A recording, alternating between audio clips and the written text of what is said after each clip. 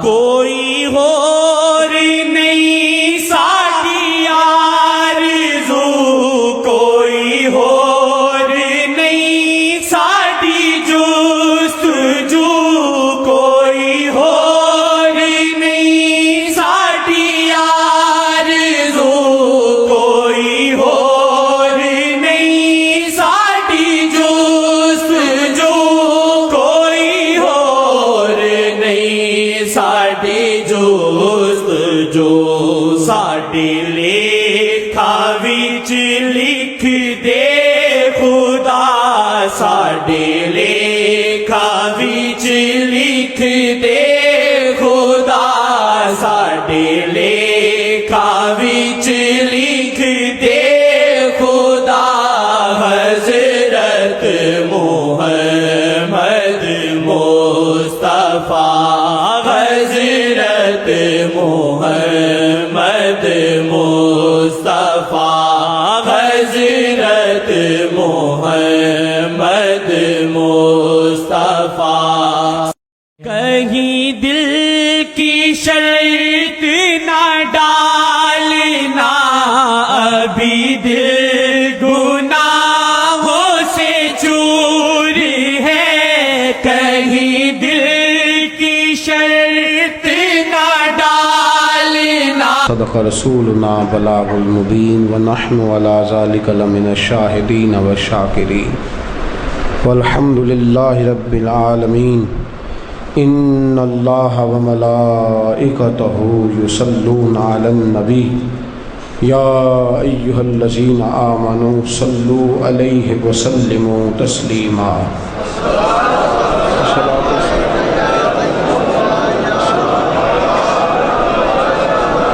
الصلاۃ والسلام علیک یا سید یا نبی اللہ وعلی آلک واصحابک یا سید یا حبیب اللہ۔ تمام دوست درود پاک پڑھیں۔ الصلاۃ والسلام علیک یا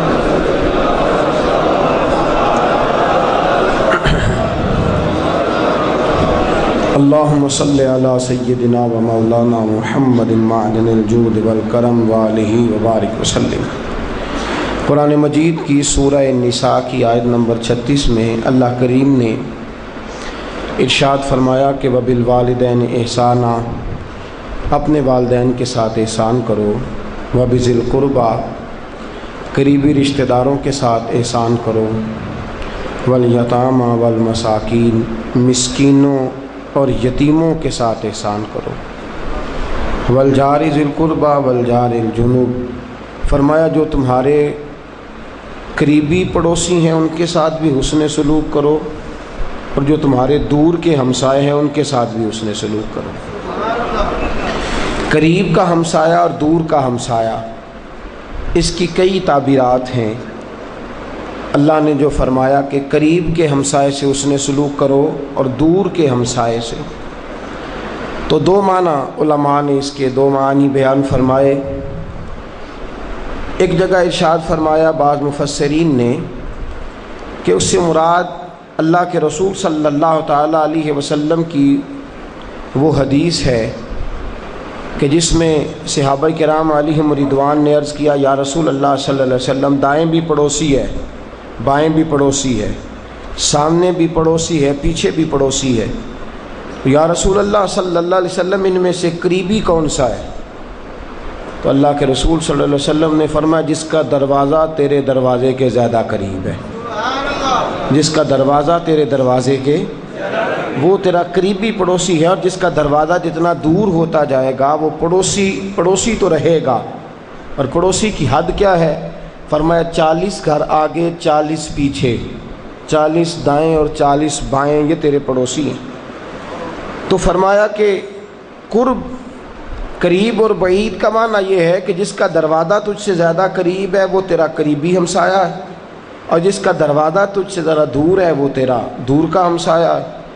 دوسری تفسیر محدثین کرام نے، مفسرین عظام نے یہ فرمائی ہے کہ 3 رشتے ہوتے ہیں پڑوسیوں کے ساتھ۔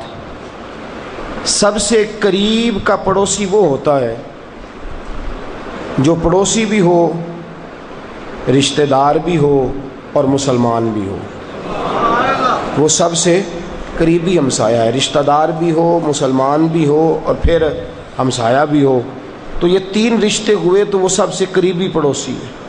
اور فرمایا پھر اس سے دور کا وہ ہے جو مسلمان ہو اور ہمسایہ ہو، اس سے نسب کا تعلق نہ ہو، رشتہ داری نہ ہو، اور سب سے دور کا وہ ہے جو صرف پڑوسی ہو، نہ مسلمان ہو اور نہ ہی رشتہ دار ہو۔ تو یہ دو قسم کی تفاسیر ہمارے بزرگوں نے بیان فرمائی۔ عزیز دوستو، ہم سایہ یعنی ایک سائے میں رہنے والے، ہم سایہ یعنی جو دو سائے میں، ایک سائے میں دو لوگ رہتے ہیں ان کو کہا جاتا ہے یہ ہم سائے ہیں۔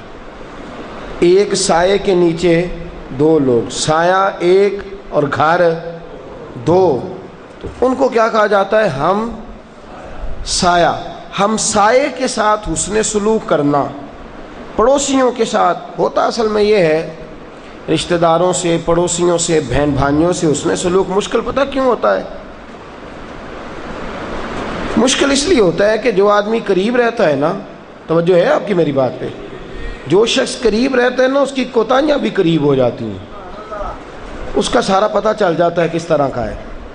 تو دور کا جو شخص ہوتا ہے اس کی کوتاہیاں دور ہوتی ہیں۔ اب یہ جو قریب رہتا ہے ظاہر ہے اس کے ساتھ انسان کا روز کا تعلق ہے، روز کا آنا جانا ہے، تو اس کی جو کوتاہیاں ہیں وہ بھی بالکل سامنے واضح ہو جاتی ہیں۔ تو جس کی کوتاہیاں واضح ہو جائیں پھر بھی اس سے پیار کرنا، یہی مسلمان کی علامت ہے۔ باوجود کوتاہیوں کے درگزر کرنا، محبت کرنا، ہاں اس کے اندر شرعی کوتاہی نہ پائی جائے، ہمسائے میں وہ بد مذہب نہ ہو جائے، بد عقیدہ نہ ہو جائے، افکار و نظریات کے اندر کوئی ایسا سکم نہ آ جائے جس کی بنیاد پر اس کو دین سے خارج سمجھا جائے۔ اس کے علاوہ جو عملی کوتاہیاں ہیں، دینی کوتاہیوں کے علاوہ جو بھی عملی کوتاہیاں ہیں وہ دور کرنے کے لیے ہمسائے کو کوشش بھی کرنی چاہیے اور ہمسائے کے ساتھ حسن سلوک بھی کرنا چاہیے۔ اللہ کے پیارے رسول صلی اللہ تعالیٰ علیہ وسلم صحابہ کو باز فرما رہے ہیں، اور کس وقت؟ جب حضور حج کا خطبہ دے رہے ہیں۔ یہ بڑی قابل غور بات ہے۔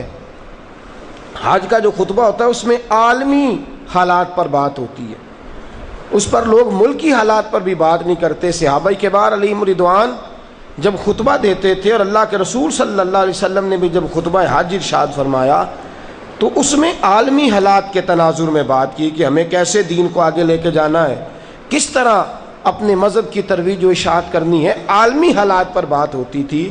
لیکن اس خطبے میں حضرت ابو ذر غفاری رضی اللہ تعالیٰ عنہ فرماتے ہیں رسول پاک نے پڑوسیوں کی بات چھیڑ دی۔ اللہ کے محبوب صلی اللہ علیہ وسلم نے اس خطبہ میں پڑوسیوں کے حقوق کی بات چھیڑ دی، اور نبی کریم صلی اللہ تعالیٰ علیہ وسلم نے جو ارشاد فرمایا، کیونکہ حضور علیہ السلام کا یہ معجزہ ہے کہ حضور تھوڑے لفظوں میں بڑی بات بیان کرتے ہیں، لفظ تھوڑے ہوتے ہیں لیکن ان کی گہرائی اور گہرائی، ان کی وسعت بے شمار اور لا تعداد اور بے حساب معنی سمجھ ہوتی ہے۔ نبی کریم صلی اللہ تعالیٰ علیہ وسلم نے فرمایا اللہ نے مجھے پڑوسیوں کے بارے میں جو حقوق بھیجے ہیں، اتنے حق آئے، اتنے حق آئے، اتنے حق آئے، اتنے حق آئے کہ حضور فرماتے ہیں مجھے یوں لگا کہ کہا جائے گا پڑوسی کو جائیداد میں بھی حصہ دو، لگا کہ یوں کہہ دیا جائے گا ابھی تھوڑی دیر کے بعد کہ پڑوسی کو اپنی جائیداد میں، اپنی وراثت میں، اپنے مال میں اس کو حصے دار بناؤ۔ اتنے حقوق کا بیان پڑوسیوں کے بارے میں کر دیا گیا، اور نازک معاملات کی حد تک اللہ کے رسول صلی اللہ تعالیٰ علیہ وسلم نے پڑوسیوں کی بات کی۔ فرمایا جب اللہ تیرے پڑوسی کو کوئی خوشی دے تو اس کو مبارک دینے جایا کر، اپنے پڑوسی کو مبارک دینے جی جا کے اسے کہہ کہ بھائی تجھے جی کہ یہ کہنا چاہیے پتہ نہیں کون سا خزانہ ہاتھ آیا ہے، تنخواہ تو اتنی کوئی نہیں، پتہ نہیں کار کیسے لے لی ہے، بھئی یہ وہ جانے اور اس کا خدا جانے۔ اس کی تفتیش کرنا تو اللہ تبارک و تعالیٰ کے فرشتے لکھ رہے ہیں، ہمیں تو اجازت نہیں ولا تجسسوا کہ ہم کسی کی جاسوسی کریں، ہمیں تو منع کیا گیا ہے۔ جب اللہ تیرے پڑوسی کو کوئی خوشی عطا کرے تو تو اپنے پڑوسی کو مبارک دے، اور فرمایا جب اسے کوئی تکلیف پہنچے تو اس کے ساتھ تعزیت کر، اور حکم دیا نبی پاک صلی اللہ علیہ وسلم نے، کنز الاموال کی 9ویں جلد میں حدیث موجود ہے، نبی پاک صلی اللہ علیہ وسلم نے فرمایا تیرا پڑوسی جب قرض مانگے تو اسے قرض دے، اور قرض لے کے جب مہلت مانگے پھر تو اسے مہلت بھی دے۔ اور حضور نے حضرت ابو ذر غفاری سے فرمایا جب گوشت پکائے تو شوربہ زیادہ پکا، جب گوشت پکے تو شوربہ زیادہ کر۔ حضور کس غرض سے؟ فرمایا ایسا نہ ہو کہ تیرا پڑوسی غریب ہو، تیرے گھر سے گوشت پکنے کی خوشبو اس کے گھر جائے اور اس غریب کے بچے اپنے باپ سے کہیں کہ ہمیں بھی گوشت لا کے دیا جائے۔ فرمایا اس طرح کر، تو شوربہ زیادہ پکا، خود بھی کھا اور اپنے پڑوسیوں کے گھر بھی بھیج دے، کچھ کھا لے کچھ اپنے پڑوسیوں کے گھر بھی بھیج دے۔ فرمایا جب بھی تو کوئی نئی چیز لائے اپنے پڑوسی کے گھر بھی بھیج، اور اگر نہیں بھیج سکتا تو فرمایا پھل کھا کے چھلکے دروازے پہ نہیں پھینکنے، پھل کھا کے ان کے چھلکے دروازے پہ نہیں پھینکنے۔ یا رسول اللہ کیوں؟ اللہ کے محبوب علیہ السلام نے فرمایا اس لیے کہ پڑوسی کے بچے دیکھیں گے تو رو پڑیں گے اور ضد کریں گے کہ ہمیں بھی پھل چاہیے، ہمسایوں نے کھایا ہے۔ ممکن ہے باپ لے کے دینے کی پوزیشن میں ہو، ممکن ہے وہ اس قابل نہ ہو، لہٰذا ہمسائے کا یہ حق ہے کہ تم اس کا خیال رکھو۔ سید عالم صلی اللہ تعالی علیہ وسلم نے اس قدر تاکید فرمائی، فرمایا تیرا ہمسایہ ہے، تیرے دکھوں کا ایک بڑا خوبصورت ارشاد ہے حضرت ابو بکر صدیق کا رضی اللہ تعالی، حضرت ابو بکر صدیق رضی اللہ تعالیٰ عنہ کے صاحبزادے حضرت عبد الرحمن بن ابو بکر کا اختلاف ہو گیا اپنے ہمسائے سے، لڑائی شروع ہو رہی ہے، کسی بات میں جھگڑا ہو رہا ہے، کسی نے جا کر کے سیدنا صدیق اکبر رضی اللہ تعالیٰ عنہ کو بتلایا، امیر المومنین خلیفۃ المسلمین جانشین مصطفیٰ قافلہ سالار عشاق مصطفیٰ حضرت سیدنا ابو بکر صدیق رضی اللہ تعالیٰ عنہ تشریف لائے، بجائے اس کے کہ بیٹے کی سپورٹ کرتے، بجائے اس کے کہ کوئی بات سنتے، بجائے اس کے کہ جھگڑے کی تفصیلات پوچھتے، ایک ہی بات کہی، فرمایا بیٹا مجھے پتہ کوئی نہیں تم دونوں کا جھگڑا کیا ہے، مجھے خبر نہیں کہ تم دونوں کس بات میں اختلاف رکھتے ہو، لیکن فرمایا بیٹا تجھے کوئی تکلیف پہنچے گی تو میں وہ تیسرے محلے سے اٹھ کے آؤں گا، لیکن تیرا پڑوسی تو تیرے بالکل ساتھ رہتا ہے نا۔ فرمایا یہ تیرے جلدی کام آئے گا، یہ تیرے پاس مجھ سے پہلے پہنچے گا، یہ بر وقت آئے گا، یہ تیرا ہمسایہ ہے، اس کے ساتھ اگر تیرے تعلقات اچھے رہیں گے میں تو دیر سے پہنچوں گا لیکن ہمسایہ پہلے تیرے پاس پہنچ جائے گا۔ اور حکم دیا اپنے بیٹے کو، حکم دیا، فرمایا معذرت کر، پتہ نہیں بات کا، معذرت کر اپنے ہمسائے سے۔ حضرت ابو بکر صدیق کی زبان سے جملے نکلے معذرت کر، تو ہمسایہ کہنے لگا حضور آپ کے صاحبزادے کی تو غلطی نہیں، غلطی تو میری ہے، یہ کیوں معذرت کرے، میں معذرت کرنے کو تیار ہوں، آئندہ سے میری شکایت بھی کوئی نہیں آئے گی۔ تو ہمسائے کے ساتھ حسن سلوک رکھنا، ہمسائے کے ساتھ تعلقات۔ ہمارے ہاں تو یہ ہوتا ہے کہ وہ جو نازک معاملات ہیں نا، معاذ اللہ نازک معاملات، بیٹی کے نازک معاملات جن میں ہم نے سپورٹ کرنی ہے، رشتہ دیکھنے آیا ہے تو ہم نے کہنا ہے کہ یہ بڑے اچھے لوگ ہیں، کوتاہیاں اگر شرعی نہیں تو پردہ ڈالنا ہے۔ ہم وہاں بھی کیا کردار ادا کرتے ہیں، ہم کہتے ہیں بچی تو بڑی اچھی ہے، باپ بھی بڑا اچھا ہے، اور اماں بھی بڑی اچھی ہے، بہنیں بھی بڑی پردہ دار ہے، گھرانہ بھی بڑا صاف ستھرا ہے، پر ان کا بھائی کئی دفعہ جیل جا چکا ہے۔ بھئی ایک بھائی اگر جیل جا چکا ہے، گھر میں 15 افراد میں سے ایک غلط ہو بھی گیا ہے، تو یہ تو کیا کردار ادا کر رہے ہیں؟ اور دیکھ تو صحیح معاملہ کس قسم کا ہے۔ یہاں تو حاتم طائی کی بیٹی کا سر ننگا ہو تو اللہ کے رسول چادر دے کے کہتے ہیں بیٹی بیٹی ہوتی ہے چاہے کافر کی ہوا کرے۔ تو اس قدر زیادہ تاکید، اور ہم اس معاملے میں بھی جو نازک معاملہ ہے وہاں بھی ہم کہتے ہیں نا ذرا خیال رکھنا، ذرا احتیاط کرنا، ان کی پہلی بیٹی کی بھی بڑی ناراضگیاں چلتی ہیں۔ تو میرے عزیزو یاد رکھیے ہمسائے کے تو کام آنا ہے، ہم نے تو ہمسائے کی سپورٹ کرنی ہے مقدور پر۔ محبوب پاک صلی اللہ تعالی علیہ وسلم نے فرمایا وہ مجھ پر ایمان ہی نہیں لایا۔ یار اتنا نازک معاملہ ہے ہمسائے کا، اس قدر سخت معاملہ ہے، فرمایا وہ مجھ پر ایمان ہی نہیں لایا۔ حضور کون؟ فرمایا جس کی شرارتوں سے اس کا ہمسایہ محفوظ نہیں ہے، جو شرارت کر کے ہمسائے کو تنگ کرتا ہے، جو شریر بن کے ہمسائے کو. اور حضور علیہ الصلوۃ والسلام کی حدیث بتلاتی ہے کہ چاہے نمازی ہو، چاہے سخی ہو. یا رسول اللہ صلی اللہ علیہ وسلم ایک بی بی ہے، بڑی سخاوت کرتی ہے، بڑے پیسے خیرات کرتی ہے. یا رسول اللہ صلی اللہ علیہ وسلم نمازی بھی ہے، قرآن بھی بڑا پڑھتی ہے، باتیں ساری اچھی ہیں، لیکن زبان کی ذرا سخت ہے. اپنے ہمسایوں کو اپنی زبان سے بڑی اذیت دیتی ہے، تکلیف دیتی ہے. ان کے ساتھ بات کرتی ہے تو ان غریبوں کی عزت اچھال دیتی ہے، ان کے دل توڑ دیتی ہے، ان کو تکلیفوں میں مبتلا کر دیتی ہے. اللہ کے رسول صلی اللہ علیہ وسلم نے فرمایا اس سے جا کے کہہ دو کہ تیرے صدقے اور تیری نمازیں تیرے کام نہیں آئیں گی، بلکہ تو جہنم میں جائے گی. اس لیے کہ تیری زبان سے تیرے ہمسائے محفوظ نہیں ہیں، تیری زبان سے تیرے ہمسائے محفوظ نہیں ہے، لہذا تو دوزخ میں جائے گی. چاہے تیرے کتنے ہی صدقات و خیرات ہوں، چاہے کتنی ہی لمبی تو نمازیں پڑھے، چاہے کتنے ہی زیادہ تو قرآن پاک کے ختمات کر لے، جب تک تیرا ہمسایہ ہی تیری زبان سے محفوظ نہیں، ہمسایہ ہی محفوظ نہیں. اور میرے رسول پاک صلی اللہ علیہ وسلم کی خدمت میں عرض کی یا رسول اللہ مدینے کے فلانے محلے کی ایک غریب بی بی ہے، نمازیں بھی لمبی نہیں پڑھتی، صرف فرض پڑھتی ہے، قرآن بھی تھوڑا پڑھتی ہے، گھر میں وقت نہیں ملتا، نوکرانی کوئی نہیں، سارے کام اس کو اپنے ہاتھ سے کرنے پڑتے ہیں. یا رسول اللہ صلی اللہ علیہ وسلم بیچاری مالدار نہیں، خشک پنیر کے خشک ٹکڑے صدقہ کرتی ہے، لیکن حضور کیا بات ہے، ہمسائے کے گھر میں کوئی بیمار ہو جائے تو کھانا پکا کے بھیجتی ہے، ان کے بچے آ جائے تو ماتھا چومتی ہے، ان کے گھر میں کسی قسم کا کوئی مسئلہ بن جائے تو آگے بڑھ کے داد رسی کرنے کی کوشش کرتی ہے. نمازیں تھوڑی، صدقات تھوڑے، تلاوت قرآن تھوڑا، تھوڑی سے مراد یہ کہ فرض نماز پڑھتی ہے لیکن نوافل کی کثرت نہیں. یا رسول اللہ اپنی زبان سے، اپنے کردار سے اپنے ہمسایوں کو تکلیف نہیں دیتی. رسول پاک نے فرمایا اسے جا کے خوشخبری دے دو کہ اللہ نے اسے جنت دینے کا فیصلہ فرما لیا، اللہ نے اسے جنت دینے کا فیصلہ کر لیا. ایک صحابی ہیں، روزانہ معمول ان کا یہ ہے کہ وہ فجر کی جماعت ہوتی، سلام ایک طرف پھرتا، دوسری جانب سلام مکمل ہوتا، فٹافٹ اٹھتے گھر چلے جاتے.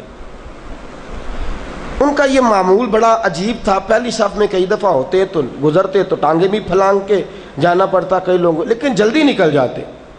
بہت سارے لوگ ان کے اس معمول سے، اور ہم پتہ کیا کرتے ہیں، بعض اوقات ہم بدگمان بھی جلدی ہو جاتے ہیں. بدگمان بھی، دیکھو جی اس کو پتہ ہی کوئی نہیں، حالانکہ نہ جانے بیچارے کی کیا مجبوری ہے، جلدی جا رہا ہے یا دیر سے آ رہا ہے. اب وہ روزانہ بر وقت نکل جاتے. صحابہ کرام علیہم رضوان میں سے اکثر کہ ذہن میں خیال اٹھتا کہ یہ اتنی جلدی کو چلے جاتے ہیں، دعا ہونی ہے، اللہ کے محبوب صلی اللہ علیہ وسلم تشریف فرمائے، اور جب تک حضور گھر کی طرف قصد نہیں فرماتے، ارادہ نہیں کرتے، صحابہ بھی بیٹھے رہتے ہیں، یہ اتنی جلدی کیوں چلے جاتے ہیں؟ سلام، نماز کا سلام پھرا ہے، اٹھ کے فوراً نکل گئے. اچھا اللہ کے رسول صلی اللہ علیہ وسلم نے بھی ان سے پوچھا نہیں کتنے دن گزر گئے. حالانکہ ایسی بات ہوتی تو لوگوں کا ذہن صاف کرنے کے لیے پہلے ہی پوچھ لیتے، لیکن حضور نے قصداً ارادتاً، صحابہ کہتے ہیں بات کو لمبا کر دیا. ہم بھی خاموش رہے کہ حضور ہی پوچھیں. ہم نبی کریم کی موجودگی میں سوال و جواب نہیں کرتے تھے، اپنا آپ پیش نہیں کرتے تھے. رسول کریم صلی اللہ علیہ وسلم نے کئی دنوں کے بعد کھڑا کر لیا. توجہ ہے آپ کی؟ میری بات کی سمجھ آ رہی ہے؟ کھڑا کیا اور حضور نے فرمایا آپ جلدی کیوں چلے جاتے ہیں، جلدی کیوں چلے جاتے ہیں؟ کہا یا رسول اللہ صلی اللہ علیہ وسلم میرے 3 4 سال کے 2 بچے ہیں، اور حضور جب نماز کی ادائیگی کے بعد جاتا ہوں تو جا کے انہیں جگاتا ہوں. حضور نے فرمایا اگلی بات کیا ہے؟ کہا یا رسول اللہ میرے ہمسائے کے صحن میں کھجوروں کے درخت ہیں، سویرے ٹھنڈی ہوائیں جب مدینے کو چھو کے گزرتی ہیں اور برکت لے کے جاتی ہیں تو یا رسول اللہ کھجوریں میرے صحن میں گر جاتی ہیں. بچے تو بچے ہوتے ہیں، حالانکہ شرعی بات یہ ہے کہ گری ہوئی چیز کھجور اگر کسی نے اٹھا کے کھا لی تو اس پر مواخذہ نہیں، گری ہوئی.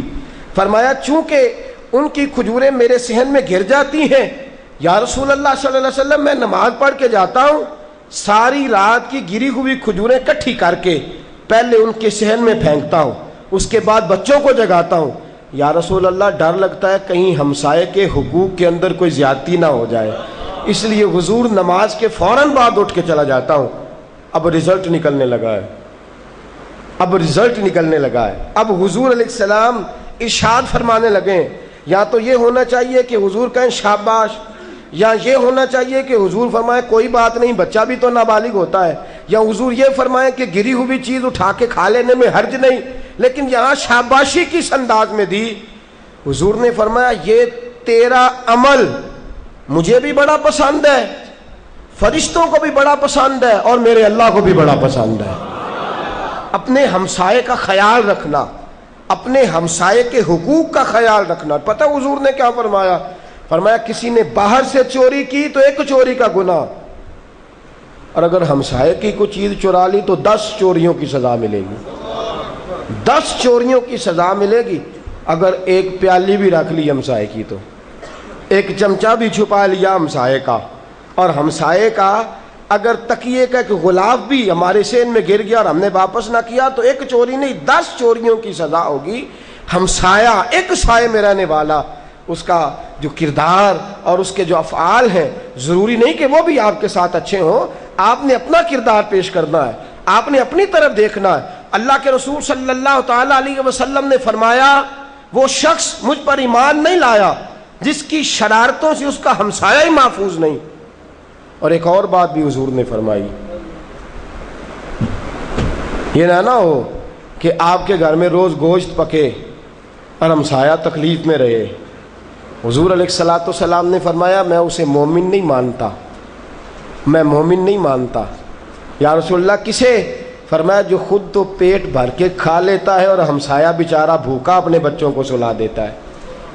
وہ خود تو پیٹ بھر کے کھا لیتا ہے لیکن اپنے بچوں کو، ہمسائے کے بچوں کی طرف توجہ نہیں کرتا۔ تو عزیز دوستو یاد رکھیے گا اللہ کے رسول صلی اللہ علیہ، اور پھر ایک بات حضور نے اور بھی ارشاد فرمائی، فرمایا اگر تمہارا ہمسایہ تمہیں تحفہ بھیجے نا تو حقیر نہ جانو، نہ تم یہ حقیر جانو کہ یہ چیز ہمسائے کے گھر، اب ایک پیالی سالن بھیجوں، اسے حقیر نہ جانو۔ فرمایا دیتے وقت بھی حقیر نہ جانو، اور ہمسائے سے تحفہ آئے بھی تو اسے حقیر، وہ تو ہمسایہ ہے نا، تو ہمسائے کی کہتے ہیں شاباشی کی تو تھپکی بھی بڑی ہوتی ہے۔ کسی نے تھپک دیا نا کمر پہ، کا کیا بات ہے، تو یہ شاباشی کی تھپکی کی بھی کیا ہی بات ہے۔ تو حضور سید عالم صلی اللہ علیہ وسلم نے کیا خوبصورت جملہ ارشاد فرمایا، فرمایا ہمسایہ اگر بکری کا کھر بھی بھیجتے تو وہ بھی تحفہ سمجھ کے قبول کر لو، اگر وہ بھیجے صحیح تمہاری طرح، یہ نہ کہو کہ لو گلا سڑا پھالا ہے تو میرے گھر بھیج دیا ہے، دیکھو اس کو خبر ہی نہیں کس طرح اس نے سلوک کیا جاتا ہے۔ تو عزیز دوستو یاد رکھیے گا، ہم اچھا کسی گناہ پر حضور نے احتجاج کا حکم نہیں دیا، حقوق العباد ضائع ہوتے ہیں، باپ کو بھی نہیں کہا کہ تو احتجاج کر۔ جاگ رہے ہیں آپ لوگ؟ جاگ رہے ہیں؟ اچھا اللہ آپ کو سلامت رکھے، اللہ خوش رکھے۔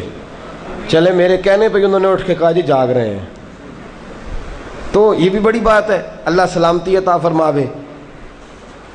کسی باپ کی اولاد نافرمان ہے تو باپ احتجاج نہ کرے، لوگوں کو بتاتا نہ پھرے۔ اگر کسی وجہ سے شوہر حقوق ضائع کرتا ہے تو فرمایا عورت اگر کسی کے سامنے اپنے شوہر کی برائی بیان کرے گی تو حضور نے فرمایا میرے حوض کوثر پہ نہ آئے۔ اور مرد بھی اگر اپنی خاتون کی بلا وجہ برائیاں بیان کرتا پھرے گا یا عورت بلا وجہ برائیاں بیان کرے گی تو فرمایا میرے حوض کوثر پہ جام پینے نہ آئے، منع فرما دیا۔ لیکن ایک گناہ ایسا جس پر احتجاج کرنے کی اجازت دے دی۔ حضرت عبداللہ بن سلام رضی اللہ تعالیٰ عنہ نے عرض کی یا رسول اللہ صلی اللہ علیہ وسلم میرا ہمسایہ بڑا تنگ کرتا ہے، بڑا پریشان کیا اس نے۔ حضور نے فرمایا اس کی اذیتوں پہ صبر کر، اللہ تجھے جنت عطا فرمائے گا۔ کہا یا رسول اللہ بڑا صبر کیا پر وہ باز آتا ہی نہیں، میرا ہمسایہ باز۔ فرمایا اس طرح کر اپنا سامان نکال کے گلی میں ڈال لے، باہر نکل جا، گلی میں سامان رکھ لے اور اس کے پاس بیٹھ جا، لوگ تجھے پوچھیں گے نا کیا ہوا تو کہنا کہ میرا ہمسایہ تنگ کرتا ہے۔ احتجاج کرنے کی اجازت دے دی۔ فرمایا سامان گلی میں لے آ، فٹ پاتھ پہ آ جا، گلی میں آ جا، لوگ جب تجھ سے سوال کریں کہ ماجرا کیا ہے تو کہنا میرا ہمسایہ مجھے تنگ کرتا ہے۔ حضرت عبداللہ ابن سلام گئے اور دروازے پہ بیٹھ گئے سامان لے کے، جو آتا عبداللہ کہاں جا رہے ہو؟ کہنے لگے یار جانا ہی ہے، یہ میری جان ہی نہیں چھوڑتا۔ جو بندہ بھی آتا گلی میں اسی کو بتاتے، جو بھی آتا اسی کو بتاتے۔ وہ مسلم بھی نہیں تھا، دوڑا حضور کی بارگاہ میں گیا، کہنے لگا سونیا ایک بار معافی لے دیں، آج کے بعد یہ حرکت نہیں کرتا، ایک بار مجھے معافی لے کے دیں، میں آئندہ ایسی جو ہے حرکت نہیں کرتا۔ رسول کائنات صلی اللہ تعالیٰ علیہ وآلہ وسلم نے فرمایا یاد رکھو۔ اور پھر اگر اچھا ہمسایہ ہو، اگر اچھا ہمسایہ ہو، حضرت سعید بن عاص رضی اللہ تعالیٰ عنہ آپ کا ہمسایہ، وہ کہتا ہے میں غریب تھا اور محبوب کے صحابی حضرت سعید بن عاص رضی اللہ تعالیٰ عنہ امیر تھے، میرے پڑوس میں رہتے تھے۔ فرماتے ہیں بچے پیدا تو میرے وسیلے سے ہوئے، لیکن میرے بچوں کی ساری پرورش حضرت سعید بن عاص نے کر دی۔ فرماتے ہیں رات کو چھپا کے میرے گھر میں مجھے پیسے دیتے تھے، چھپا کے۔ فرماتے ہیں ایک وقت پھر آیا، مجھ پر حالات تنگ ہو گئے، کسی کو خبر نہیں کہ ساری زندگی انہوں نے میرے بچوں کی کفالت کری ہے۔ فرماتے ہیں حالات تنگ ہو گئے، میں پریشان ہو گیا، مکان بیچنے کا پروگرام بنا لیا۔ بڑی قیمتی بات، ایسے بھی ہمسائے ہوتے ہیں، کہتے ہیں مکان بیچنے کا پروگرام بنایا، میری بیوی کہنے لگی سعید بن عاص سے بات کریں۔ میں نے کہا اب ساری زندگی اس بیچارے کو ہی ہم تکلیف دیتے رہیں، کوئی تو کم تو نہیں نا ہمارے ساتھ اس نے سلوک کرتے۔ کہا نہیں میں نہیں کروں گا۔ کہتے ہیں میں نے 1,00,000 دینار میں مکان بیچ دیا، 1,00,000 دینار میں مکان بیچا، اور خریدنے والے سے کہنے لگے یہ تو ہے مکان کی قیمت۔ توجہ میری بات پہ کیجئے گا، یہ ہے مکان کی قیمت، اور میں تجھے سعید بن عاص جیسا ہمسایہ بھی دے کے جا رہا ہوں، اس کی کیا قیمت دیتا ہے؟ میں حضرت سعید بن عاص رضی اللہ تعالیٰ عنہ جیسا ہمسایہ بھی تو تجھے دے کے جا رہا ہوں، اس کی قیمت بھی دے۔ وہ کہنے لگا سودا بعد میں کروں گا، پہلے میں تیرے ہمسایہ سے تو مل لوں۔ وہ کیسا شخص ہے کہ جس کے پڑوس میں رہنے کے لیے تو پیسے مانگ رہا ہے؟ کہ حضرت سعید بن عاص رضی اللہ تعالیٰ عنہ کے بارے میں کہا کہ ہمسایہ بھی تو اعلیٰ نا، اس کے بھی پیسے چاہیے، اتنا اعلیٰ ہمسایہ تجھے ملے گا نہیں، اس کی بھی قیمت دو۔ وہ شخص بتایا نہیں، حضرت سعید بن عاص کے دروازے پہ جا کے کہا آپ سے ملنے آیا تھا۔ کہا وجہ یہ تھی کہ آپ کا ہمسایہ بڑی تعریف کرتا ہے، میں نے 1,00,000 دینار میں مکان خریدا ہے، سودا ہونے لگا تھا، بات قریب پہنچ گئی تھی، لیکن اس نے کہا کہ سعید بن عاص کی ہمسائیگی بھی تجھے دے کے جا رہا ہوں، اس کے بھی پیسے دے۔ تو یہ تو میں نے پہلی بار بات سنی ہے، اتنی قیمتی بات، اور ایسے جملے لوگ کہیں ہمسایوں کے بارے میں۔ کہا میں دیکھ کے تو کیسا اعلیٰ آدمی ہے جس کی اتنی تعریف ہو رہی ہے۔ حضرت سعید بن عاص کہنے لگے آ گئے ہو نا اب؟ کہا آ گیا ہوں۔ فرمایا خاموشی سے اپنے گھر جاؤ، میرے پڑوسی کا مکان نہ خریدنا، اپنے گھر جاؤ، میرے پڑوسی کا مکان۔ کہا اسے 1,00,000 دینار کی ضرورت ہے، آپ دے لیں گے؟ فرمایا میں جانوں میرا ہمسایہ جانے، میں جانوں اور میرا ہمسایہ جانے، تو کون ہوتا ہے مجھ سے پوچھنے والا کہ دے لوں گا کہ نہیں دے لوں گا؟ وہ چلا گیا۔ حضرت سعید بن عاص ہمسائے کے گھر گئے، دن کو نہیں، سویرے نہیں۔ واہ میرے محبوب کے غلاموں، صحابہ وہ صحابہ تھے جن کی ہر صبح صبح عید ہوتی تھی، خدا کا قرب حاصل تھا، نبی کی دید ہوتی تھی۔ رسول پاک صلی اللہ علیہ وسلم کے صحابہ کا انداز محبت دن کے اجالے میں نہیں، صبح کے اجالے میں نہیں، رات کے اندھیرے میں ہمسائے کو بلایا اور کہا یار مجھے تجھ سے گلہ ہے، زندگی بھر نہیں ہوا، آج گلہ ہے۔ کہا کس بات کا؟ کہا یار صرف 1,00,000 دینار کے لیے تو مجھے چھوڑ کے جا رہا ہے، صرف 1,00,000 دینار کی غرض سے تم مجھے؟ کہا آپ کو تو نہیں چھوڑ رہا، میری تو ضروریات نے تنگ کر دیا ہے۔ کہا یار بڑی زیادتی ہے، تو نے مجھے اس قابل بھی نہیں سمجھا کہ میں 1,00,000 دینار ہی تجھ پہ قربان۔ کہا سعید 1,00,000 دینار میں نے کبھی اکٹھے دیکھے نہیں، قرضہ چڑھ گیا 1,00,000 دینار، آپ دے لیں گے؟ کیا خوبصورت لفظ ہیں۔ کہنے لگے 40 میرے پاس تھے، 60 میں نے قرضہ اٹھا لیا ہے۔ 60 دینار پڑوسی نے قرضہ اٹھایا اور اٹھا کے پڑوسی کی خدمت کی۔ اب پڑوسی کیا کہتا ہے؟ کہتا ہے سعید اگر صبح قیامت اللہ نے مجھے، دیکھیے آپ اس محبت کا دوام دیکھیے، ہمسائے سے ہمسائے کی محبت کا دوام دیکھیے، اور ان محبتوں کا فروغ دیکھیے۔ حضرت سعید بن عاص رضی اللہ تعالیٰ عنہ کے ہمسائے کہنے لگے سعید قسم اللہ کی اگر قیامت میں خدا نے مجھے جنت میں بھیجنے کا بھی حکم دیا نا تو بغیر تیرے میں جنت میں بھی نہیں جاؤں گا.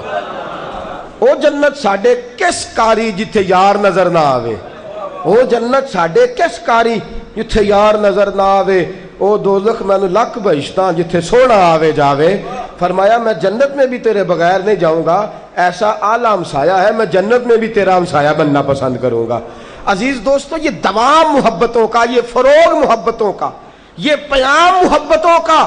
کبھی ہم سنا کرتے تھے پڑوسی کی بچی کی شادی ہوتی تھی تو پڑوسی اپنے بچوں کو کہتا تھا تم ننیال چلے جاؤ, سارا مکان دے دیتا تھا, سارا دن کام کرتا تھا, دفتر سے چھٹیاں لے لیتا تھا. وہ ہمسائے کی بیٹی میری بیٹی, ہمسائے کی بہن میری بہن, ہمسائے کی اماں میری اماں. بچے نوجوان دکانیں بند کر کے آ جایا کرتے تھے, ہمسائے کی خدمت کرنا ہے, ہمسائے کی نوکری کرنا ہے, ہمسائے کی طرف توجہ کرنی ہے. لیکن وہ رنگ ڈھانگ ہی نہیں رہے, ہمارے وہ انداز ہی نہیں رہے. اور پھر دوستو, ہمسائے کی اذیتوں پر صبر کرنا, ہمسائے کی تکلیفوں پر صبر کرنا. حضرت مالک بن دینار رحمت اللہ تعالیٰ علیہ کے پڑوس میں یہودی رہتا ہے. اس نے کیا کیا, پرنالہ ہی حضرت مالک بن دینار کے گھر میں لگا لیا اور پرنالے پہ بیٹھ کے پیشاب کرتا, گھر کے اندر آتا. وہ کہتا یہ عمل میں نے 11 مہینے کیا. خیال میرا یہ تھا یہ تنگ ہوں گے, بحث ہوگی, تکرار ہوگی, بڑا کچھ ہوگا, اور جب اختلاف بڑھے گا تو میں اس مسلمان کو بھگا دوں گا. کہتے 11 مہینے تک یہ عمل جاری رہا. حضرت مالک بن دینار ٹس سے مس نہ ہوئے, میں ہی پریشان ہو گیا. میں نے کہا کس مٹی کا بنا ہوا آدمی ہے, مسلمانوں کا پیشوا ہے, اتنے لوگ ملنے آتے ہیں اور میں چھت پہ اکثر چڑھ کے دیکھتا ہوں گھر میں صفائی بھی بڑی ہوتی ہے, صفائی پسند بھی بڑا ہے, لیکن 11 مہینے سے مسلسل پیشاب کر رہا ہوں اس کے آنگن میں, بولتا ہی نہیں. کہتے ہیں ہم تو دشمن کو بھی پاکیزہ سزا دیتے ہیں, ہاتھ اٹھاتے نہیں اسے, اس کی نظروں سے گرا دیتے ہیں. کہا 11 مہینے بیت گئے لیکن وہ ٹس سے مس ہی نہیں ہوئے. کہتے میں ہی پریشان ہو گیا, 4 دن پیشاب نہ کیا. پھر خود ہی میں نے ملاقات کر لی. میں نے کہا مالک, اے مالک بن دینار, روز تیرے گھر میں میرا پیشاب جاتا تجھے تکلیف نہیں ہوتی؟ تو فرمانے لگے تکلیف تو ہوتی ہے, بچے بھی احتجاج کرتے ہیں. میں نے اس طرح کیا ہے کہ ایک دابڑا ایک جھاڑو میں نے رکھ لیا ہے, تو پیشاب کرتا ہے میں اسی وقت اٹھا کے باہر پھینک دیتا ہوں. یہ کام کہا آپ کیوں ایسا کرتے ہیں, کیوں کرتے ہیں ایسا؟ اور میں اس لیے کہ میرے رسول نے فرمایا ہمسایہ ہمسایہ ہی ہوتا ہے. وہ ہمسایہ مسلم یا غیر مسلم کا فرق بھی نہیں فرمایا, ہمسایہ ہمسایہ ہوتا ہے. تیرے حقوق ہیں. میرے دل میں خیال آیا شاید تیرے گھر میں پیشاب کرنے کی جگہ نہ ہو, شاید باہر جانا تیرے لیے مشکل ہو, تو میں اس تصور میں کہ کوئی بات نہیں, اگر میرے گھر کی طرف پیشاب کر کے اس کو کوئی سہولت ملتی ہے تو مجھے دے دینی چاہیے. وہ یہودی کہنے لگا میں نے رات میں پڑھا تھا کہ مسلمانوں کے نبی کا ظرف بہت بڑا ہوگا, مسلمانوں کے پیغمبر کے حوصلے بڑے وسیع ہوں گے, مسلمانوں کے رسول کے حوصلوں کے اندر دریا سے زیادہ گہرائی اور صحرا سے زیادہ وسعت ہوگی.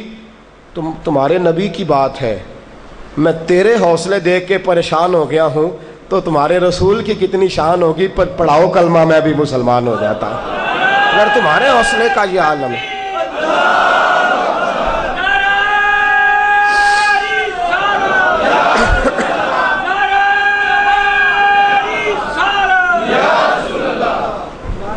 کیوں نہیں, کیا خیال ہے؟ ہمسایہ پیشاب کرے, دیکھیں نا میں نے بات کر دی, مجھے بھی بات کر کے کوئی اتنی دقت نہیں ہوئی, آپ نے بھی خوشی کے ساتھ سنی, محبت کے ساتھ. ویسے کام آسان ہے یہ جی کیا خیال ہے آپ کا؟ نالی بنی اس لیے ہوتی ہے کہ اس میں گندگی جانی ہے, اور ہم نے خود تھڑی نیچی بنائی ہو نا, اور ہمسائے کی گندگی ہماری اپنی غلطی سے کہ ہمیں تھوڑا اونچا کر کے رکھنا چاہیے تھا سلیب کو, لیکن وہ آ کے پھنس جائے نا کبھی گند, تو ڈنڈا ہوتا ہے ہمارے ہاتھ میں, ہم ہاتھ سے بھی نہیں دروازے پہ دستک دیتے, ڈنڈے سے دیتے ہیں, اور دستک دے کہتے ہیں نکل باہر اور دیکھ تو نے کیا کیا ہے, نکل باہر دیکھ تو نے. اور 50 گلیاں کٹھی ہو جاتی ہیں. کس وجہ سے؟ کس وجہ سے؟ ہماری اپنی غلطی سے. چاہیے نا ہم تھوڑا سا بھائی ہم ٹھیک کر کے بنائیں, اپنے سامنے جو ہم نے بنا رکھا ہے گاڑی اندر لے جانے کے لیے چیز، تو اس کو ہمیں خود جی کرنا چاہیے۔ میرے عزیزوں، عجیب معاملہ ہے ہمارا، تھوڑی سی تکلیف پر بھی، تھوڑی سی۔ امام اعظم ابو حنیفہ رحمۃ اللہ علیہ کے پڑوس میں مسلمان رہتا تھا، پر بڑا ہی عجیب تھا۔ رات کو شراب پیتا، لوگوں کو بلا لیتا، ساری رات گل غبارہ کرتا۔ امام صاحب نے عبادت کرنی ہوتی، بڑے پریشان ہوتے۔ ساری زندگی امام صاحب کبھی دربار خلیفہ کے نہیں گئے۔ کسی نے شکایت کر دی خلیفہ سے، خلیفہ بڑے نیک تھے کہ امام صاحب کا پڑوسی ہے، امام صاحب کو تنگ بڑا کرتا ہے اور وہ اکثر پریشان رہتے ہیں، پر شکوہ نہیں کرتے۔ خلیفہ نے سپاہی بھیجے، پکڑ کے لے گئے، گورنر صاحب نے قید کرا دیا۔ امام صاحب رحمۃ اللہ تعالی علیہ کو خبر ہوئی، اس نے ساری زندگی ستایا ہے، ساری زندگی اذیت دی ہے۔ امام صاحب گھوڑے پہ بیٹھے اور گورنر ہاؤس سے لے گئے۔ پریشان ہو گیا کہ میں نے تو اتنی بار منت کر کے کہا ہے کہ چند لمحوں کے لیے آئے نہیں، آج خود بخود آ گئے۔ حضرت امام صاحب رحمۃ اللہ علیہ سے کہنے لگا، حضور حکم ہوتا، مجھے حکم کرتے، میں گھر آ جاتا، تکلیف کیوں فرمائی؟ آپ نے فرمایا، یار تو میرے ہمسائے کو پکڑ لایا ہے اور مجھے پتا چلا میری وجہ سے پکڑ لایا ہے۔ تو شرابی ہونے کی وجہ سے پکڑتا تو شاید میں سفارش نہ کرتا، تو اس کی بدتمیزیوں کی وجہ سے پکڑتا تو میں شاید سفارش کرنے نہ آتا، لیکن میری وجہ سے کیوں پکڑ کے لایا؟ کہ حضور آپ کو تنگ کرتا تھا۔ فرمایا کرتا تو کرے، وہ تنگ کرتا تھا تو مجھے اس کی آواز میں عبادت کرنے پر اللہ زیادہ اجر عطا فرماتا تھا، اس کی اذیتوں پر صبر کرنے کی بنیاد پر میرا ثواب بڑھ جاتا تھا۔ مجھے تنگ کرتا تھا تو کرتا رہتا، میری وجہ سے گرفتار نہ کر۔ ہاں اگر تو شرعی حد قائم کرنا چاہتا ہے، اسے سزا دینا چاہتا ہے، اسے گرفتار کر۔ بادشاہ کہنے لگا جی، گورنر صاحب کہنے لگے حضور سزا بھی تو دینی ہے نا، وہ شراب بھی تو پیتا ہے۔ فرمایا پھر اسے چھوڑ، کیونکہ پہلے جو تو اسے لایا ہے وہ شرابی ہونے کی وجہ سے نہیں لایا،